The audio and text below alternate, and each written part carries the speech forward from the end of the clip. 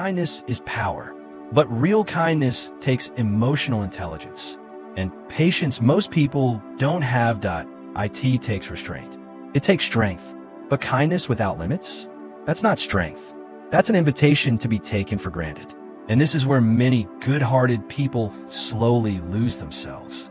Because if you don't defend your boundaries, you will trade your peace for approval.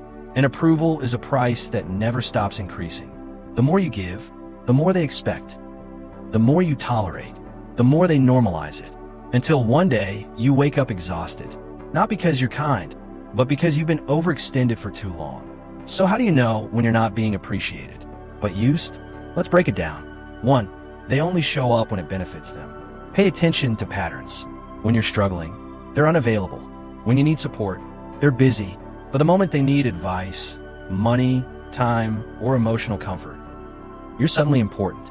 That's not connection. That's convenience. Real relationships are mutual. They don't disappear when things aren't easy.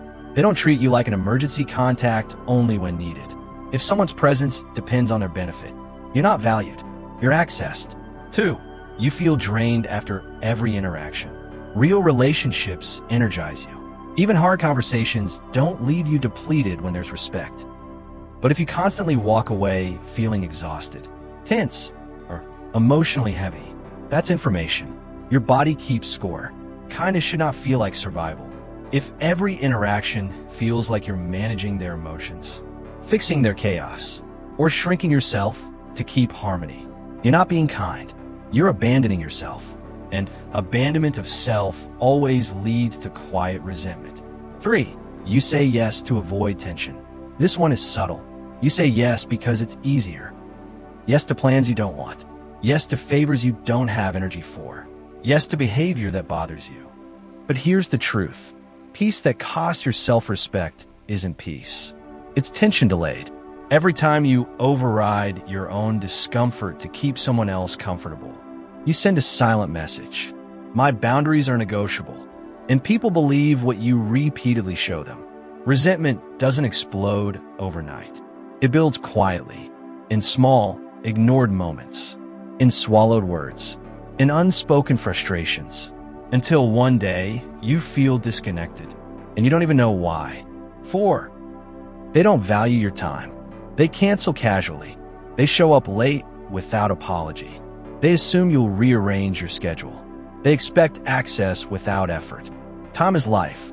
When someone wastes your time, they're wasting your life. And if there are no consequences, there will be no correction. Respect grows where standards exist.